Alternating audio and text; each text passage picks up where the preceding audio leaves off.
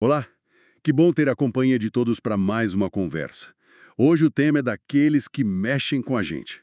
Como é que a fé nos ajuda a atravessar as tempestades da vida? É isso aí. E para essa conversa, a gente vai mergulhar numa análise bem interessante de um sermão sobre duas passagens bem conhecidas do livro de Marcos, sabe? Aquelas dos capítulos 4 e 6, né?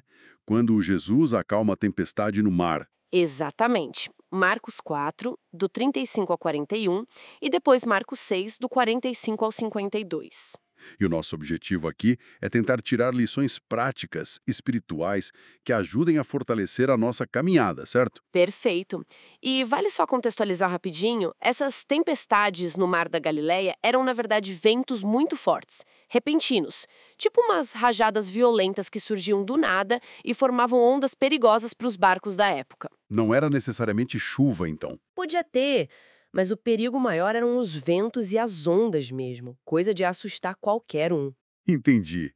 E olha, já começando a análise, um ponto que chama a atenção logo de cara. Qual seria? Nas duas situações, foi o próprio Jesus quem deu a ordem para atravessar o mar.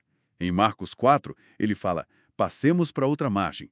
E em Marcos 6, o texto diz que ele insistiu para os discípulos irem na frente. É verdade, bem lembrado. Ele meio que os empurrou para dentro da tempestade, né? Exatamente. Isso já traz uma primeira reflexão, eu acho. Seguir a Cristo não significa ausência de problema. De jeito nenhum. Muitas vezes é justamente a obediência que nos coloca em situações difíceis que a gente não entende na hora. Como diz lá em Isaías, né? Quando passares pelas águas, eu serei contigo. Quando pelos rios, eles não te submergirão. Quando passares pelo fogo, não te queimarás. Pois é, e a reação dos discípulos na primeira tempestade em Marcos 4? Nossa, é muito humana, né? Pânico total. Uhum. Mestre, o senhor não se importa que a gente morra? Quem nunca se sentiu assim no meio de uma crise? Aquela sensação de abandono, de que Deus não está vendo ou talvez não se importe. Super compreensível. É um sentimento muito real. Mas aí vem a segunda tempestade, lá em Marcos 6, e traz uma perspectiva diferente e muito consoladora. Que é, O texto diz que Jesus estava em terra orando, mas vendo-os em dificuldade a remar. Ele via.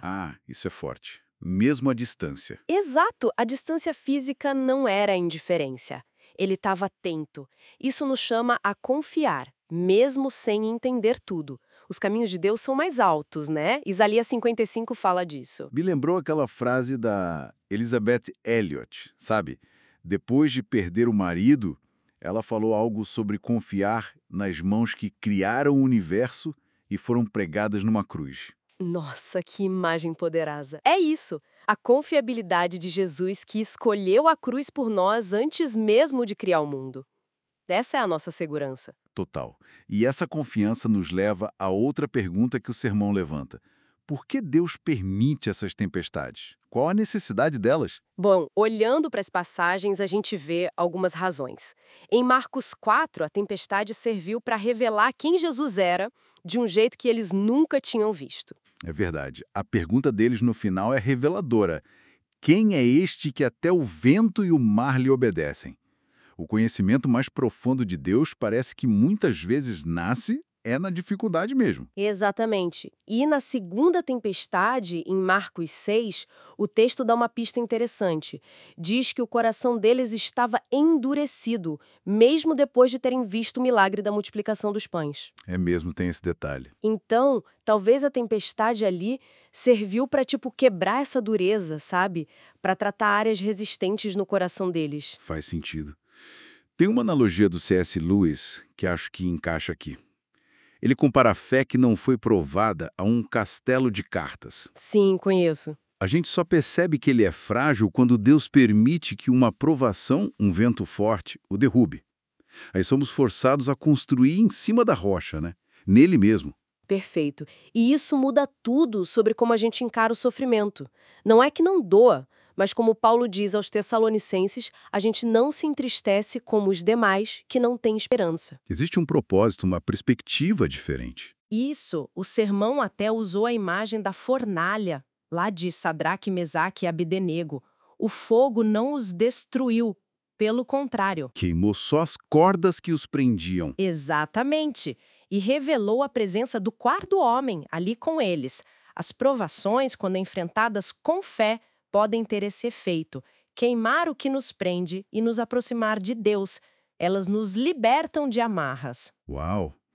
Então, para a gente ir amarrando as ideias, mesmo no meio do caos, sem entender o porquê de tudo, a gente pode ter certeza de que Jesus está presente. Sim, presente, atento e com um propósito. E que essas tempestades, por mais assustadoras que sejam, não são para nos destruir. Elas podem nos moldar, purificar, aprofundar nosso relacionamento com Ele.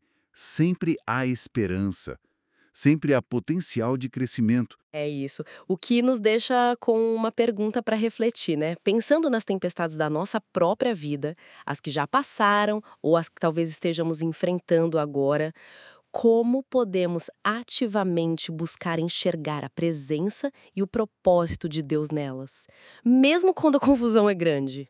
Uma ótima pergunta. É um exercício constante de fé, né? Olhar além da onda que está vindo na nossa direção. Exatamente. Buscar a perspectiva dele no meio de tudo.